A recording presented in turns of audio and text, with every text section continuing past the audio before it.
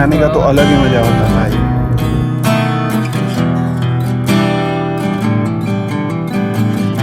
बहुत अच्छा।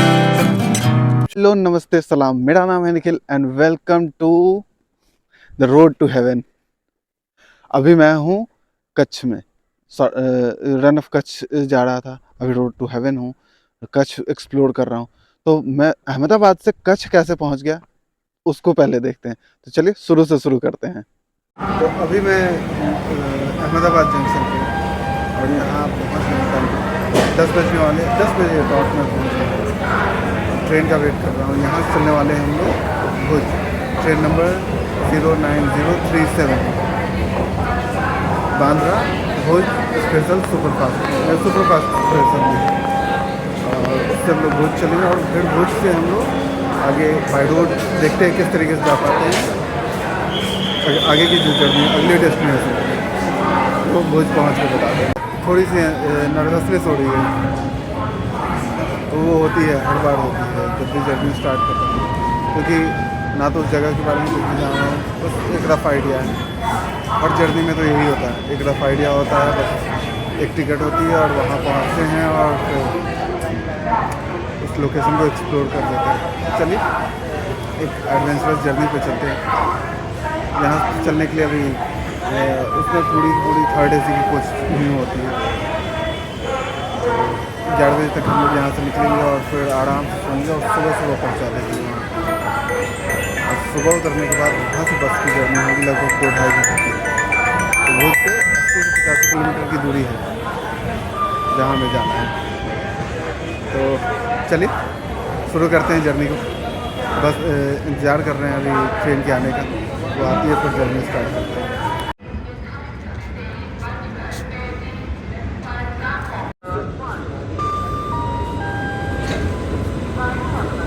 वैप 5 इंजन लगा है इस गाड़ी में।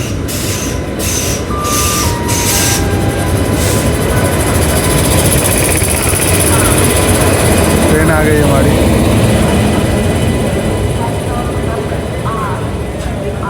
B15 में हमारी सीट है, तो B16 है और उसके बाद B15, मतलब आगे से दूसरा कोच ही है हमारा। B15 में 47 नंबर है सीट मेरा, तो यही है, साइड लोअर है, यही है मेरा। चलिए चलते हैं, बोर्ड करते हैं ट्रेन। 47 नंबर अपनी सीट है, यही है। इसमें देखो टॉल दिया है, चलो अच्छा है, इसमें टॉल दिया है। पेट्रोल काफ़ी सही था। इसका कर्टन भी थोड़ा अलग लग रहा है। चलो बेड लग गई है, टाइम भी हो गया अपना यहाँ से डिपार्चर का। ट्रेन बिल्कुल ऑन टाइम है। चलिए अब अहमदाबाद से निकलते हैं भुज के लिए। मिलते हैं आपसे सुबह में। ट्रेन की कंडीशन काफ़ी अच्छी है, साफ़ सुथरी है बिल्कुल। लंबी दूरी की है नहीं, बांद्रा से आ रही है, तो अभी 8 घंटे की जर्नी इसने कवर किया, 8-9 घंटे की जर्नी कवर किया। ट्रेन भी काफ़ी अच्छी कंडीशन में, पेट्रोल वगैरह साफ़ सुथरी है इसकी, काफ़ी अच्छी है। तो चलिए अब यहाँ से चलते हैं। रात है, कुछ भी दिखाने लायक नहीं, और सुबह भी जब भी पहुँचेंगे, कितने बजे पहुँच, वहाँ जर्नी स्टार्ट कर देंगे। और अंदर भी ट्रेन का भी कंडीशन काफ़ी अच्छा है, कोच भी अच्छी है, तो इस ट्रेन को कंसिडर कर सकते हैं। बाकी अपनी जर्नी कंप्लीट करते हैं तो उस बारे में तो बात करेंगे। तो चलिए अभी सोते हैं और आपसे सुबह मिलते हैं।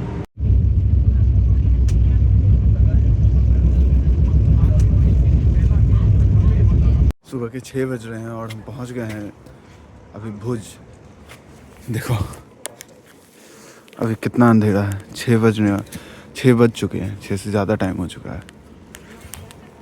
और काफ़ी सारा यहाँ पर भी इंफ्रास्ट्रक्चर का काम चल रहा है। तो अब यहाँ से जाने वाले हम लोग रन ऑफ कच्छ, जो कि यहाँ अराउंड 80 to 85 किलोमीटर है। तो अभी तो थोड़ा वेट करेंगे, जब सनराइज़ हो जाता है तब यहाँ से निकलेंगे हम लोग। चलिए अभी बैठते हैं, वेट करते हैं सनराइज़ को, उसके बाद आगे निकलेंगे। यही थी हमारी ट्रेन, बांद्रा टर्मिनस से भुज के लिए आती है। AC सुपरफास्ट है, वैप 5 इंजन के साथ चलती है। काफ़ी अच्छी ट्रेन थी, बिल्कुल बहुत अच्छी, साफ़ सुथरी थी, काफ़ी मेंटेन्ड थी। टॉयलेट वगैरह भी काफ़ी अच्छा साफ़ सुथरा था इसका। तो अगर आना आप इस रूट पे ट्रैवल कर रहे हो तो डेफिनेटली इसको कंसीडर कर सकते हो। इसकी आपको फेयर थोड़ी ज़्यादा पड़ेगी, ऑलमोस्ट डबल हो जाती है बाकी ट्रेन्स के कंपैरिजन में, बट अच्छी है, बिल्कुल ऑन टाइम थी और साफ़ सुथरी, पूरी मेंटेन्ड। सो अगर आपको यहाँ से भुज से जाना है run of Kutch white run जाना है तो उसके लिए प्री बुकिंग करवा लो। रन ऑफ कच्छ की जो ऑफिशियल वेबसाइट है वहाँ से प्री बुकिंग करवा लो। अगर प्री बुकिंग नहीं है तो थोड़ी सी दिक्कत होगी, बट आपको यहाँ से शेयरिंग टैक्सी वगैरह मिल जाएगा, कैब मिल जाती है, आप डायरेक्टली बुक करके भी जा सकते हो। यहाँ से शेयरिंग टैक्सी ले लो और उससे भी जा सकते हो। तो अभी मैं खावड़ा के लिए लिया हूँ, और ये अगर वाइट रन की इसकी सवारी मिलती है तो वहाँ छोड़ देगा, अदरवाइज़ मुझे खावड़ा में छोड़ेगा, फिर वहाँ से मुझे वाइट रन के लिए जाना पड़ेगा। चलिए अच्छा है। यहाँ से निकलते हैं हम लोग, सुबह 6:30 बज रहे हैं, अभी अंधेरा है बिल्कुल। जब लाइट होता है फिर यहाँ से निकलते हैं और उसकी सवारी फुल हो जाती है, पैसेंजर्स आ जाते हैं, उसके बाद चलेंगे। वेट कर रहे हैं, स्टेशन से बाहर निकलते हैं। ये है रन ऑफ कच्छ के लिए, इधर से रेलवे फाटक है, इधर से ही हम लोग जाएंगे।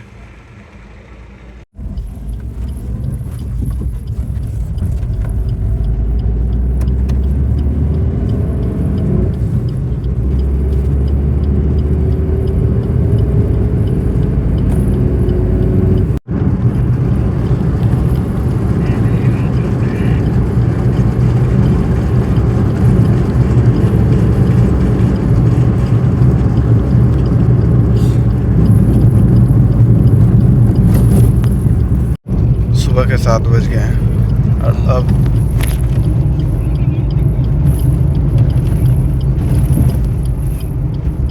लाली दिखनी शुरू हो गई है।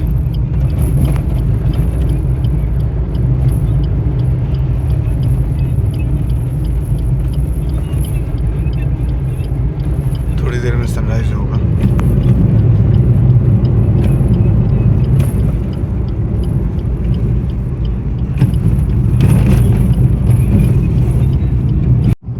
रास्ते बिल्कुल अनजान थे, कुछ भी आइडिया नहीं था कि अब आगे करना क्या है, कैसे जाना है, रन ऑफ कच्छ कैसे पहुँचेंगे, वाइट रन कैसे पहुँचेंगे हम लोग। बस इस गाड़ी के साथ जा रहे थे। एक अगला जो स्टॉप था वो बस पता था कि हाँ खावड़ा में उतरना है मुझे, उसके आगे क्या होगा, कैसे जाना है, कुछ पता नहीं था। और ये जो मोमेंट था ना बहुत ही खूबसूरत था, बहुत खूबसूरत, ये हमेशा याद रहेगा।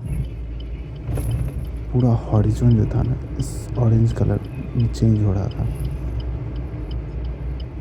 इतना खूबसूरत लग रहा था ना ये मोमेंट कि इसको एक्सप्लेन नहीं कर सकते कि कितना प्यारा था। मैं तो बस सामने खिड़की से और विंडशील्ड से यही मोमेंट देखते हुए जा रहा था।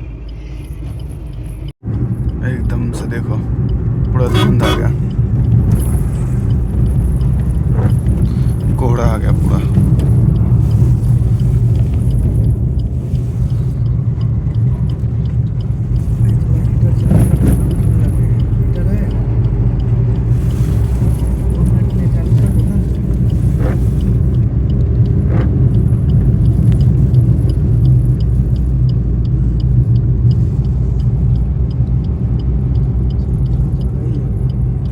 एकदम से पूरा मौसम ही बदल गया है,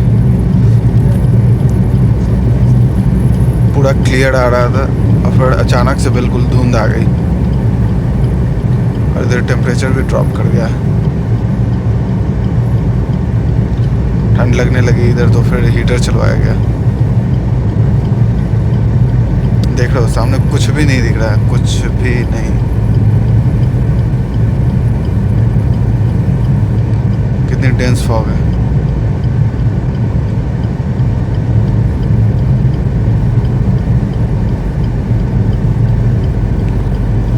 एकदम से कब बदल जाए मौसम। जैसे ये रास्ते बिल्कुल अनप्रेडिक्टेबल होते हैं ना, वैसे ही लाइफ होती है, बिल्कुल अनप्रेडिक्टेबल। अगले मोमेंट कौन सा कोहरा छा जाए कुछ नहीं पता, और फिर अगले मोमेंट कब मौसम क्लियर हो जाए और लाइफ पूरी बदल जाए कुछ समझ नहीं आता। सफ़र बहुत कुछ सिखाता है, बहुत कुछ। 7:30 हो रहा है और फाइनली हम लोग उस धुंध वाले एरिया से निकले हैं। बीच में कंटिन्यू लगभग 10 किलोमीटर के आसपास का रहा होगा। आधे घंटे से ऊपर हम लोग थे। ये चाय का स्टॉप है, चाय नाश्ता के लिए यहीं पे रुके थे। सनराइज अब हो गए, काफ़ी सुंदर सनराइज ये वाला दिखा था। बाकी यहाँ ना प्लेट में चाय पीते हैं।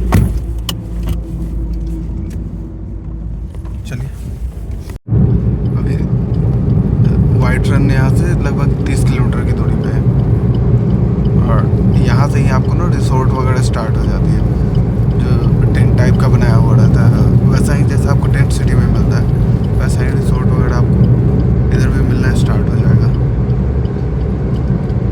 बहुत लोग पहाड़ में भी स्टे करते हैं, टेंट सिटी के पहाड़ में, तो वो भी लगभग 10 किलोमीटर 15 किलोमीटर 20 किलोमीटर पहले से मिलना शुरू हो जाता है सब कुछ।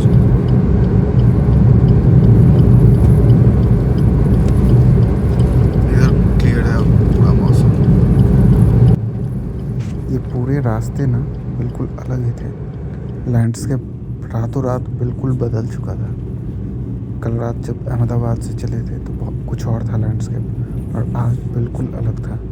अभी हम रेगिस्तान के बीच में थे, चारों तरफ सिर्फ और सिर्फ सपाट ज़मीन दिख रही थी और कुछ नहीं। और ये बिजली के खंभे, दूर दूर तक कुछ नहीं था, ना कोई घर ना कोई बिल्डिंग, कुछ भी नहीं। सनराइज हो रहा है और उस तरफ देखो पहाड़ी है पूरी। इसमें क्लियर नहीं आ रहा होगा बट पूरी पहाड़ी है आगे में।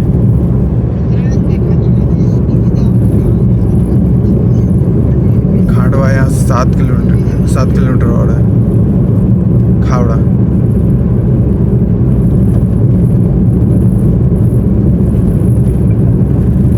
सामने पूरी पहाड़ी दिख रही है।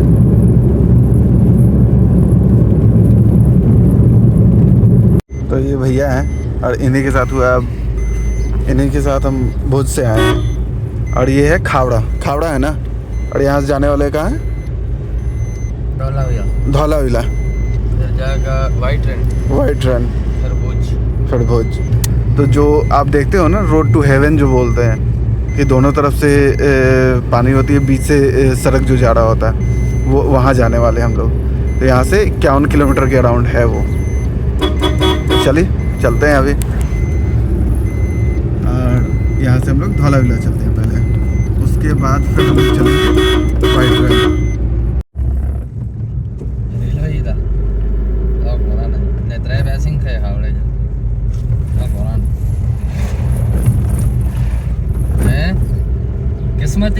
धौलाविला 57 किलोमीटर। बेटे गाड़ी दबो बेटे आया सब हो रहा ना आसपास में चाड़ी भगो पता पड़े से ये भी कितनी खूबसूरत सनराइज है। वो तो 5000 3 के 4 पे आया 3 पे पैसे के पास बहुत सुंदर है, बहुत सुंदर। कौन जानो है भारत फोन कर अब ना यहां गा कहीं तो तो सामने है लाइट है में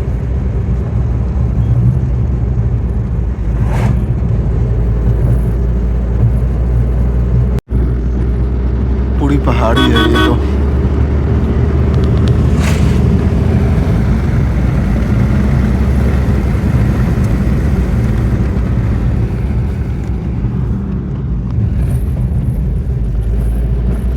सामने सनराइज। कहते हैं ना कि आपकी प्लानिंग कुछ नहीं होती, सब प्लानिंग उन्हीं की होती है। आप जिन्हें भी मानते हैं उन पे बस विश्वास रखो और वो आपकी सारी प्लानिंग सेट कर देंगे और सब कुछ आपको पड़ोस करके देते हैं। वही हुआ था, मेरा कोई प्लान नहीं था कि धौलाविला जाऊँ, और मुझे पता भी नहीं था कि कैसे जाना है, क्या करना है। बस एक था कि मुझे वाइट रन पहुँचना है, रन ऑफ कच्छ जाना है, बट कैसे जाना है कितना वक्त लगेगा, क्या क्या किस तरीके से जाना होगा, कुछ नहीं पता था। और भगवान ने सब कुछ सेट कर दिया। भगवान ने इनसे मिलवाया मुझे, इन ड्राइवर भैया से। इनकी गाड़ी से मैं यहाँ तक आया। और इसके बाद ये इन्होंने नहीं कहा कि मैं आपको घुमा दूँगा। और ये अब हमारी जर्नी यहाँ से शुरू होती है और हम दोनों अब जा रहे हैं धौलावीरा। ये पूरा एरिया जो है ना, पाकिस्तान बॉर्डर से बहुत ही करीब में है। और इधर आते ही ना बिल्कुल बदलाव आप देख सकते हो। लैंडस्केप में हो, पहनावा में हो, बोली में हो, लुक में हो, सब कुछ बदल जाता है।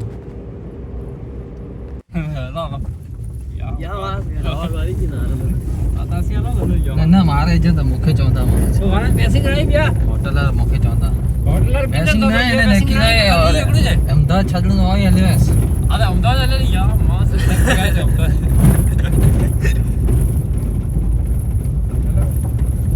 यार के ना गाड़ी में सली भी रहो ना सली મને જબારી કે સલી તો પૂછે ને કરી જરા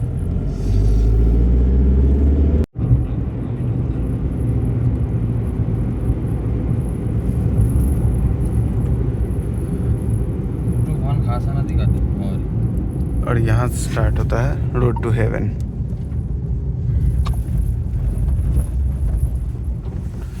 रोड टू हेवन रिसोर्ट है। गलत ऐसे और अब यहाँ से शुरू होता है रोड थ्रू हेवन। मैं बार बार बोल रहा था road to heaven, but road to heaven नहीं है, रोड थ्रू हेवन है। बहुत ही ज़्यादा खूबसूरत है। मैंने वीडियो में देखा था इसे, अभी तक फ़ोटोज़ में देखा हुआ था और मुझे आइडिया भी नहीं था कि ये जगह है कहाँ। मैं तो कच्छ आया था तो सिर्फ वाइट रन के लिए सोच के आया था, बट मुझे पता भी नहीं था कि यहाँ भी मैं चला जाऊँगा। बहुत ही ज़्यादा खूबसूरत जगह है। दोनों रोड के दोनों साइड में ना आपको पानी भरा हुआ मिलेगा। बिल्कुल दूर दूर तक आपको सिर्फ और सिर्फ दिखेगा तो पानी ही है और कुछ नहीं दिखेगा। और आप उसके बीचों बीच ये एक रोड है जो कि बढ़ता जाता है।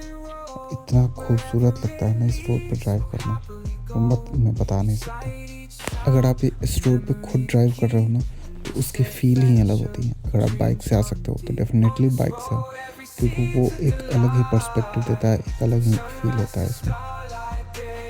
यहाँ रुक कर आराम से आप फ़ोटो लो, एंजॉय करो, मोमेंट को एंजॉय करो। और ये पूरा एरिया सिर्फ और सिर्फ खारे पानी से भरा हुआ है। यहाँ पर आपको फ्लेमिंगोज देखने को मिलेंगे। जी हाँ, राजहंस यहाँ आपको देखने को मिलेगा। माइग्रेटरी बर्ड्स होती है और आपको ये नवंबर से लेकर के फरवरी तक ही देखने को मिलेंगे। और यहाँ कोशिश करना है ना कि आप सुबह आओ, या तो सुबह के टाइम क्रॉस करो या फिर शाम में जब सनसेट हो रहा हो, क्योंकि वो मोमेंट जो होता है ना बहुत ही प्यारा होता है। एक बहुत ही खूबसूरत सनराइज़ या सनसेट आपको देखने को मिल सकता है। उस मोमेंट को आप मिस मत करना। तो जब भी आप आओ ट्राई करो कि यहाँ पर आप अर्ली मॉर्निंग आओ या सनसेट के वक्त आओ। 20 किलोमीटर के इस एंडलेस रोड पे आपको ड्राइव करने में बहुत मज़ा आने वाला है। तो अगर आप ड्राइव कर सकते हो तो इस एक्सपीरियंस को डेफिनेटली मिस मत करना। और इस रोड पे आपको फ़ोटोज़ बहुत अच्छी आती हैं, वीडियोज़ बहुत अच्छी आती हैं, तो डेफिनेटली यहाँ आओ। बट हाँ, दोपहर में मत आना, धूप बहुत तेज़ हो जाती है और बहुत ही हार्श होती है, वो बर्दाश्त नहीं होगी।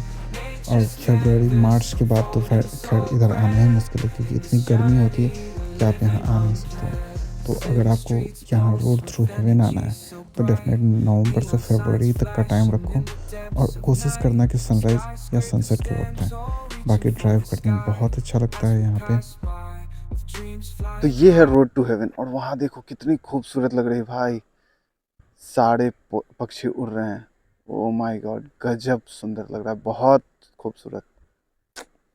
कितना सुंदर है और कितना प्यारा है। अभी सुबह सुबह मैं पहुंचा हूँ यहाँ पे, सनराइज हो चुका है, लेकिन बहुत खूबसूरत लग रहा है। बहुत ही खूबसूरत जगह है, बहुत सुंदर है ये। अभी यहाँ से हम लोग धारचूला जा रहे हैं, तो चलिए, यही गाड़ी है। 3300 में ये भाई जी को बुक किया है हमने। और ये हमें पूरा ये रोड टू हेवन और फिर आगे की एरियाज़ को घुमाकर, उसके बाद आपको वाइट रन दिखलाकर, और उसके बाद वापस मुझे ये भुज में छोड़ देंगे रेलवे स्टेशन के पास। तो चलिए, हाँ ये जगह तो हो गया, अब यहाँ से आगे चलते हैं हम लोग।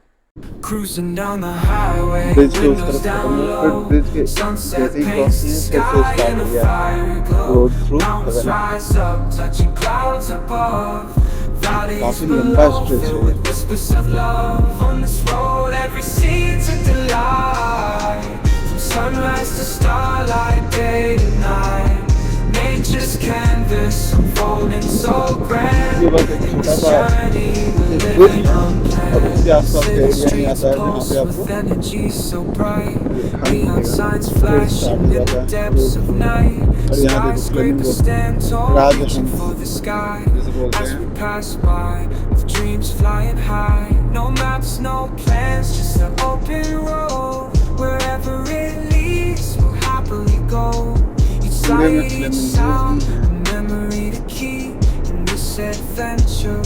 ये बाइकर्स हैं कुछ, बाइक से आने का तो अलग ही मजा होता है भाई। व्यू पॉइंट नंबर 1 7 किलोमीटर है यहाँ पे बाइक से आने का इस रूट पे वो अलग ही फील है जब आप ड्राइव करते हो, बहुत अच्छा लगता है। देखो कितने सारे फ्लेमिंगो हैं यहाँ।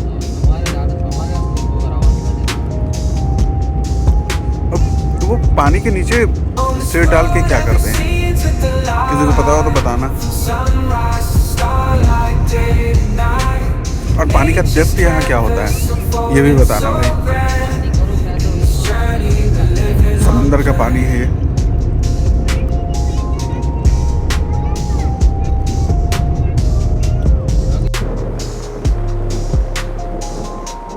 Cruising down the highway, windows down low. Sunset paints the sky in a fiery glow. Mountains rise up, touching clouds above. Valleys below, filled with whispers of love. On this road, every seed's a delight. From sunrise to starlight, day to night. Nature's canvas unfolding so grand. In this journey, we're living unplanned. City streets pulse with energy so bright. Neon signs flashing in the depths of night. Skyscrapers stand tall, reaching for the sky. As we pass by, with dreams flying high. No maps, no plans, just an open road. Wherever it leads, we'll happily go. Each sight, each sound, a memory to keep in this adventure. Dreams run. अब लगभग and पे आ गए हम लोग road to haven के। Endless लगभग 10 kilometre के आसपास का वो स्ट्रेच। कितना लंबा है ये पूरा? ये दूरी जो है रोड टू हेवन 10 किलोमीटर के आसपास का होगा। ये 10 किलोमीटर के आसपास का ये है पूरा। और बहुत ही अच्छा था, बहुत बढ़िया एक्सपीरियंस था। और अगर सुबह आ रहे हो या शाम को आ रहे हो तो और बढ़िया होगा। अगर सुबह और अर्ली आते हो तो सनराइज़ यहाँ से देखने को मिल सकता है, सनसेट देखने को शाम में आपको मिल सकता है। अब हम लोग बढ़ रहे हैं धौड़ा विला रोड टू हेवन से। यहाँ से लगभग 20-25 किलोमीटर दूर है अभी धौड़ा विला। जब आप भुज से आते हो तो एक पॉइंट आता है जहाँ से 2 सड़क निकलती है, एक है खावड़ा के लिए और दूसरी जाती है वाइट रन के लिए। तो जब आप खावड़ा वाले रूट पे आते हो तो खावड़ा से फिर आपको धौड़ा विला आना होता है। और खावड़ा टू धौड़ा विला के बीच में ही रोड टू हेवन आता है। Welcome to road through heaven. तो इस बीच में आता है। लगभग आपको खावड़ा से धौड़ा विला 50-51 किलोमीटर के आसपास की दूरी है, जिस बीच में ये 10 किलोमीटर का कंप्लीट स्ट्रेच है रोड थ्रू हेवन वाला। बाकी जो वाइट रन का रूट है वो अलग है, वो वापसी आप जब हम लोग यहाँ से चलेंगे तब फिर वो दूसरे रूट में आती है, वहाँ जाएंगे हम लोग। देखो ये ब्रिज है। Cruising down the highway, windows down low. Sunset paints the sky in a fiery glow. Mountains rise up, touching clouds above. Valleys below, filled with whispers of love. On this road, every seed's a delight. From From sunrise to starlight, day to night, nature's canvas unfolding so grand. In this journey we're living unplanned. The city streets pulse with energy so bright. Neon signs flashing in the depths of night. Skyscrapers stand tall, reaching for the sky. As we pass by, dreams flying high. No maps, no plans, just an open road. Wherever it leads, we'll happily go. Each sight, each sound, a memory to keep. Sari flamingo This he adventure, dreams run deep. On this road, every scene's a delight. From sunrise to starlight, day to night, nature's canvas unfolding so grand. In this journey. सोचो कितना exciting है ये, कितना mind blowing है ये, मतलब सोच के ही गूज बम्स आते हैं। और अभी देख रहे हैं, इसको फील कर रहे हैं। अभी तक फोटोज वीडियोस में ही देखा हुआ था किसी और के, और तब सोचते थे कि जाएंगे, और आज फाइनली इस रूट पे ट्रैवल कर रहे हैं, रोड थ्रू हेवन पे ट्रैवल कर रहे हैं। कितना एक्साइटिंग और माइंड ब्लोइंग चीज़ है कि भाई लगभग 20-22 किलोमीटर का स्ट्रेच है, बीच से सड़क है और दोनों साइड पूरा पानी, एंडलेस। गजब है ये।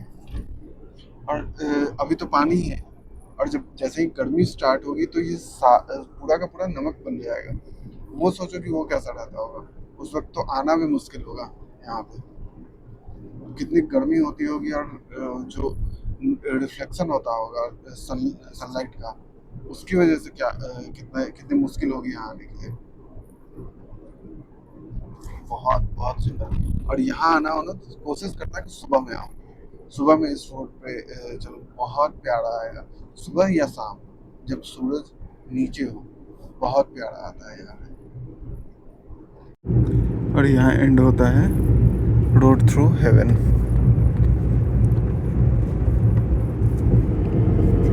अब देख लो, अब यहाँ से रेत रेत स्टार्ट हो गया। देख लो सारे कॉटेजेस बने हुए हैं उस तरफ। आगे में भी आपको कॉटेज और विला मिल जाएगा, तो स्टे करने के लिए काफ़ी सारा ऑप्शन है यहाँ पर।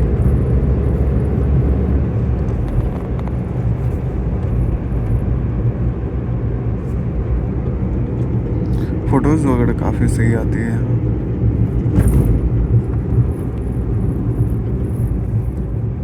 Dholavira, समाखली, Rajkot, Ahmedabad.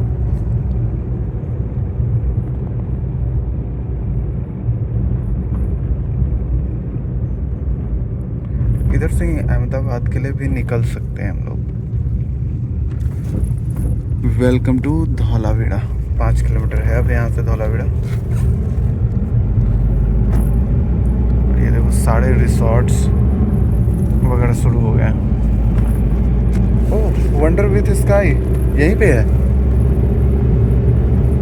Oh my God, wonder with sky भी यहाँ पे है। अभी भाई पीछे वाला जो रिसोर्ट था वहाँ पे रुका हुआ है, उसकी गाड़ी लगी हुई दिखी, ये थी।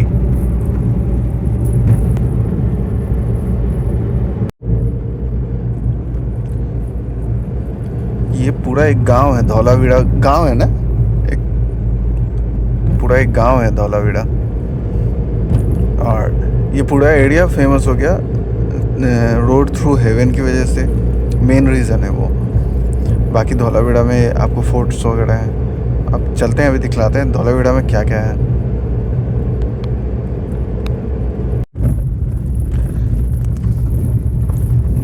ये पूरा धौलावीरा का एरिया है।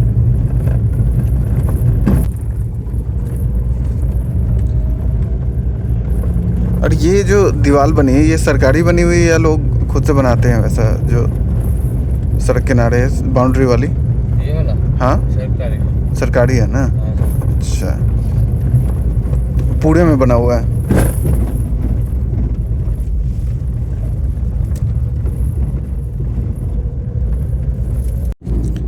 इस तरफ आपको फुल मून व्यू पॉइंट मिलेगा। और इधर है धौलावीरा टूरिज्म रिसोर्ट है, आर्कियोलॉजिकल साइट है। तो ये सारी चीज़ें तो डेवलप काफ़ी ज़्यादा हुई हैं, बट अगर पब्लिक ट्रांसपोर्ट यहाँ आने जाने के लिए हो जाए ना एक बेटर, तो और बेटर। जो लोग सेम डे आकर के रिटर्न होना चाहते हैं, या फिर सोलो ट्रैवलर हैं, या जो कि मतलब बुकिंग रिसोर्ट्स वगैरह में स्टे नहीं कर सकते हैं, उनके लिए काफ़ी अच्छा हो जाएगा और कन्वीनियंट हो जाएगा। तो धौलावीरा एक हड़प्पन सिटी है, हड़प्पन सिविलाइजेशन के वक्त का एक सिटी है। और जैसा कि आपको पता ही होगा कि हड़प्पन सिविलाइजेशन जो था सबसे एडवांस्ड था, जिसके अंडर हर चीज़ उसके सिटी में अवेलेबल था। Proper drainage system, grains storage system, water harvesting system, हर एक चीज़ अवेलेबल थी। बहुत ही एडवांस्ड और बहुत ही समय से आगे तक का सोचने वाला वो सिविलाइजेशन था।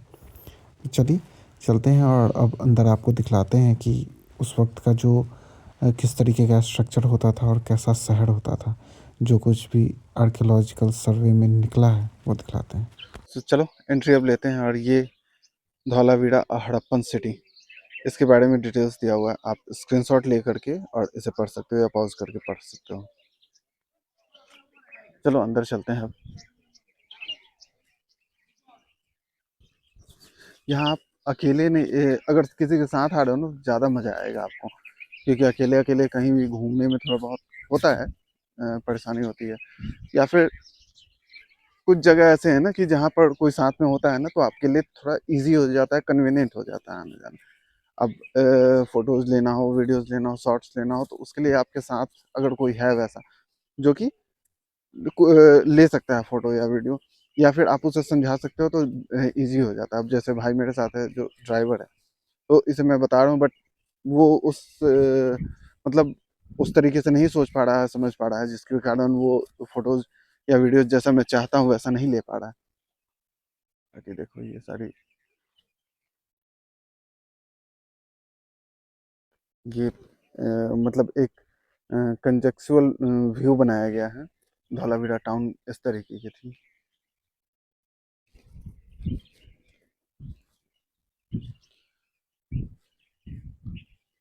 तो ये एक आर्कियोलॉजिकल साइट है धौलावीरा। यहाँ आप आओ, एक्सप्लोर करो, काफ़ी अच्छा है। हड़प्पन टाउन है, प्लानिंग, और हड़प्पन टाउन्स की प्लानिंग भाई किस लेवल तक की होती थी, उसके बारे में भी आप देखोगे, जानोगे। अच्छा है यहाँ, बट भाई दोपहर में बहुत बुरा हाल हो जाएगा यहाँ, और गर्मी के दिनों में तो मत ही आना। तो बेस्ट टाइम अभी यही होता है, नवंबर से फरवरी तक यहाँ आने का बेस्ट टाइम होता है, क्योंकि ठंडी होती है, टेम्परेचर सही होता है, आप आराम से एक्सप्लोर कर सकते हो। अदरवाइज जैसे ही गर्मी होगी ना, दोपहर चढ़ेगा तो बुरा हाल कर देता है ये है धौलावीरा सिटी, हड़प्पन सिटी।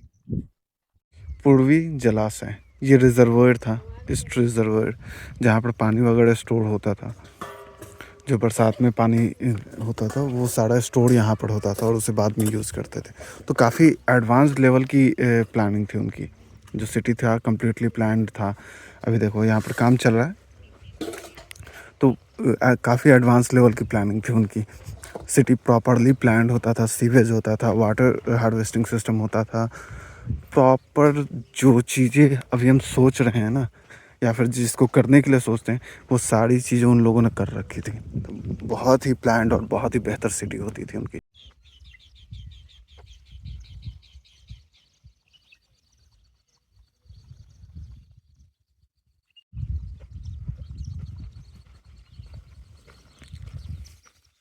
और इस तरफ जब आएंगे तो यहाँ है साउदर्न रिजर्वर, दक्षिणी जलाशय।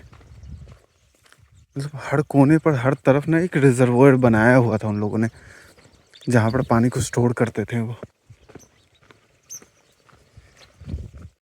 देखो ये है इस तरफ दक्षिणी रिजर्वोयर, यहाँ है। ये स्टार्टिंग का होता था, छोटा छोटा रहता था, और यहाँ से सारे पानी जो होते थे वो सब इस बड़े रिजर्वोयर में ट्रांसफ़र होता था और वहाँ आके स्टोर होता था। तो आप कह सकते हैं ना कि वो मल्टी लेवल का बनाया होता, ताकि वाटर फिल्ट्रेशन और सेडिमेंटेशन और बाकी सारी चीज़ें हों, ताकि पानी जो यहाँ पर जमा हो वो शुद्ध हो और मतलब यूज़ करने लायक हो। तो यहाँ से देखो पूरा व्यू दिख रहा है। अभी उसके ऊपर भी चलेंगे तब वहाँ से दिखलाते हैं आपको और भी सुंदर लगेगा। वो सामने टेंट सिटी है। ये जो है एरिया, इसको यूज़ किया जाता था अनाज को स्टोर करने के लिए। यहाँ पे उस तरफ पानी वगैरह के लिए स्टोरेज थी, ये अनाज के स्टोरेज के लिए था।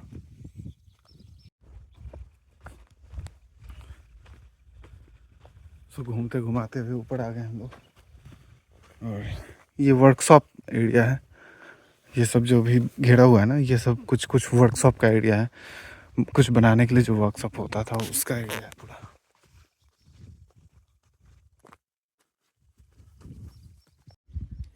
ये एरिया है दुर्ग क्षेत्र।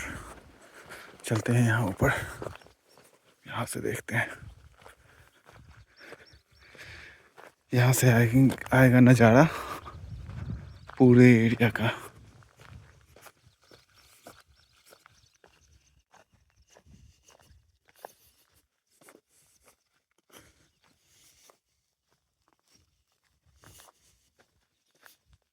अरे वाह,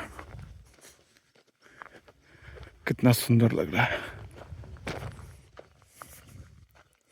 इसमें बहुत खूबसूरत लग रहा है ये तो। देखो इस तरफ पूरा ये दिख रहा है, ये सेक्शन इस तरफ पूरा दिख रहा है ना। इस तरफ देखो, ये पूरा सेक्शन दिख रहा है यहाँ से।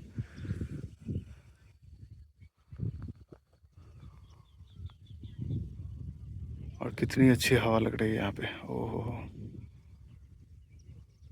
उस तरफ चलेंगे तो वहाँ से देखते हैं उस पार्ट को। ये दोनों सेक्शन यहाँ से दिख रहा है। ये जो एरिया, जैसे उधर से हम लोग आए तो ये पूर्वी द्वार है। ये गेट हुआ करता था यहाँ से एंट्री के लिए। देखो पूर्वी द्वार।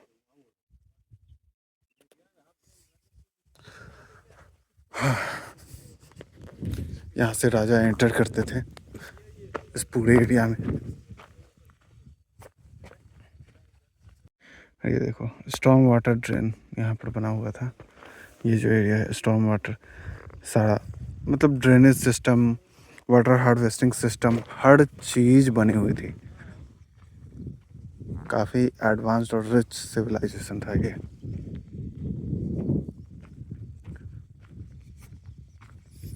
इस तरफ से देखो,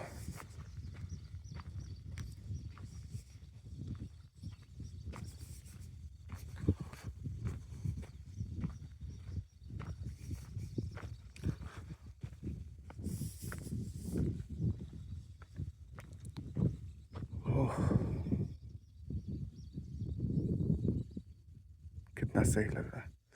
अब यहाँ से फिर नीचे उतर के वैसे, और तब उस तरफ हम लोग चलेंगे। पूरा एरिया देखो क्या सुंदर लग रहा है। और बहुत शांति है, बहुत बिल्कुल शांत है भाई। एक तो हाइट पे हवा इतनी अच्छी लग रही है अभी यहाँ पे, वो बिल्कुल ठंडी ठंडी हवा है।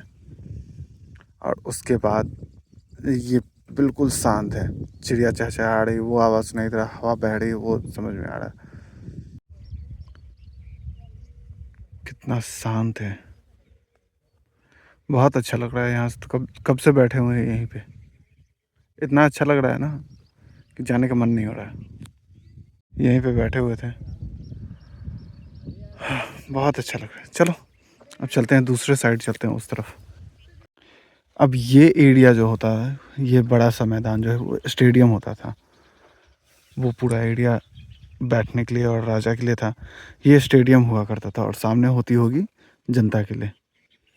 तो इस एरिया में मल्टीपल चीज़ें फंक्शन हुआ है, स्पोर्ट्स से रिलेटेड जो कुछ भी होना था वो सारी चीज़ें यहीं पर हुआ करती होंगी। बहुत बड़ा है ये भी, बहुत बड़ा मैदान है। तो इस पूरे एरिया में देखो, उधर सामने जो है बैठने बैठने का एरिया रहता होगा। और फिर यहाँ पर जो कोई भी खेल होना है, कोई भी फंक्शन होना है, कोई भी स्पेशल चीज़ें होनी हैं, वो सारी चीज़ें इस फील्ड में होती होंगी। चलते हैं उस तरफ। देखो वो सामने एरिया है राजा के लिए, ये ग्राउंड हुआ और यहाँ से हम लोग चल के आए हैं। अब इस तरफ देखते हैं कि क्या है।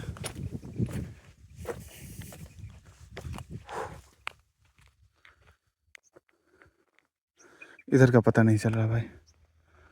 चलते हैं आगे, देखते हैं कुछ है या नहीं। आगे बोर्ड्स तो दिख रहे हैं वहाँ पर, देखते हैं क्या मिलता है। अकेले ही घूम रहे, अकेले घूमते रहो।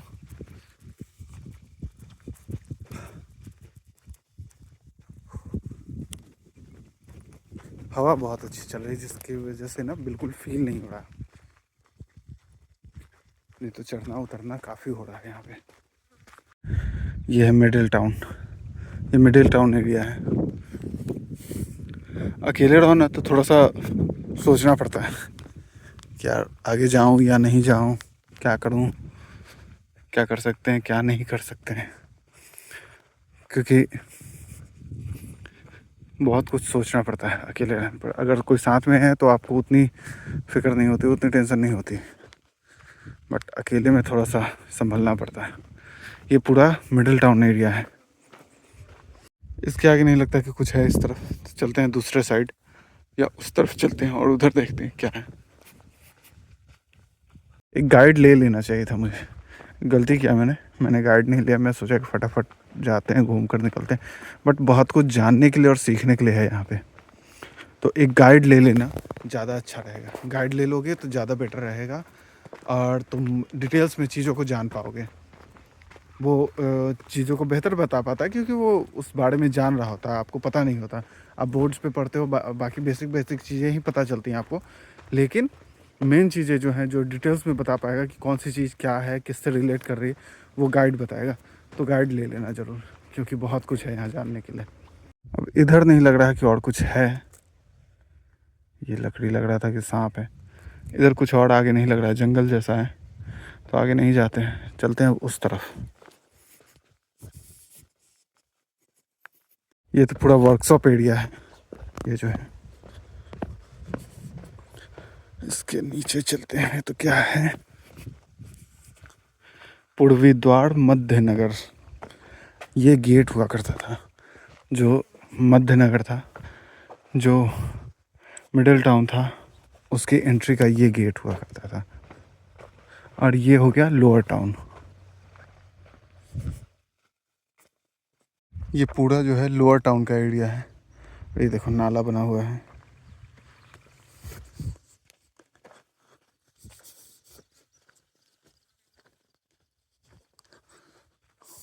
ये घर वगैरह का स्ट्रक्चर होगा, जो घर होता होगा उसका है, उसके रूम्स हैं ये सारे।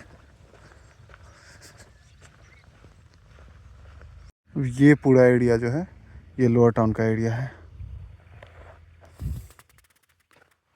चलो तो ये एरिया ख़त्म होता है। अब चलते हैं यहाँ से हम लोग बाहर की ओर।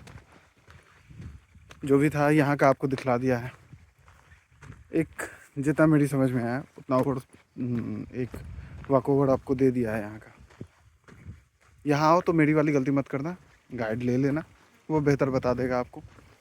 और आपको 2 घंटे लग सकते हैं यहाँ पर, अगर प्रॉपर पूरे डिटेल्स में घूमोगे, पूरे डिटेल के साथ हर चीज़ जानोगे तो आपको 2-2.5 घंटे लग जाएंगे। काफ़ी बड़ा एरिया है, चलना फिरना पड़ सकता है।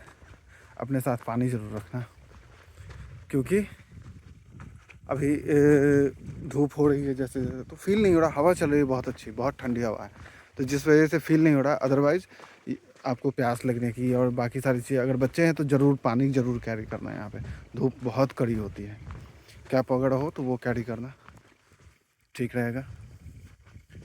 चलिए अब यहाँ से बाहर निकलते हैं और बाहर में म्यूज़ियम है शायद, तो वहाँ चलते हैं। म्यूज़ियम में एक बार विज़िट करते हैं, उसके बाद यहाँ से वापस चलते हैं। ये लोअर टाउन का एरिया से हम लोग एग्ज़िट किए हैं। ये फील्ड जो बड़ा सा ग्राउंड था उसकी एंट्री की यहाँ पर है, और इस तरफ चलते हैं जहाँ से हम लोगों ने एंट्री किया था। जो पूर्वी साइड की गेट थी, जो मेन गेट है, उधर से हम लोग एंटर किए थे, उस साइड से, इस तरफ से था।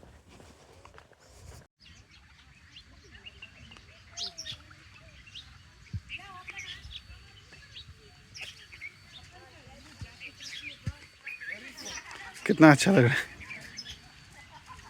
पानी रखा हुआ है उसमें आकर डूब डूब कर। ये म्यूज़ियम है और ये तो बंद है अभी, टाइमिंग इसकी 10 से 5 की है, बट शुक्रवार को ये बंद रहता है और आज है शुक्रवार। Conference room. तो चलिए, धौलावीरा हुआ समाप्त। यहाँ घूम लिए, आपको भी दिखाएं, अच्छी जगह है। आप अगर कच्छ आ रहे हो तो 3-4 चीज़ें हैं करने के लिए, उसमें ये है। तो वाइट रन एक दिन में भी आप कर सकते हो, अगर आपने एक गाड़ी बुक की तो ये सारी चीज़ें कवर कर सकते हो। 2 घंटे के अराउंड आपको यहाँ लग सकते हैं, 1.5 से 2 घंटे मैक्स टू मैक्स लगेंगे यहाँ पर, उससे ज़्यादा नहीं लगने वाला है यहाँ। बाकी ऑन द वे ही आपको रोड थ्रू हेवन मिल जाता है, तो कोशिश करें कि अर्ली मॉर्निंग आए, ताकि आपको रोड थ्रू हेवन के पास सनराइज़ के वक्त या फिर उस वक्त ही आप क्रॉस करें जब धूप कम होती है, सूर्य नीचे होता है, और यहाँ पहुँचे तब तक आपको मॉडरेट धूप ही मिले, क्योंकि 10 बजते बजते ना धूप पूरी प्रचंड हो जाती है, बहुत ज़्यादा, और फिर आपको काफ़ी ज़्यादा परेशानी हो सकती है।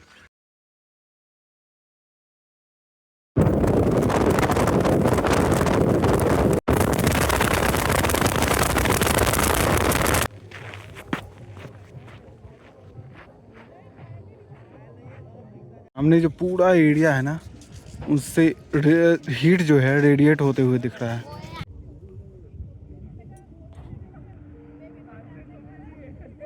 सो वी आर एट दौड़ दो कच्छ।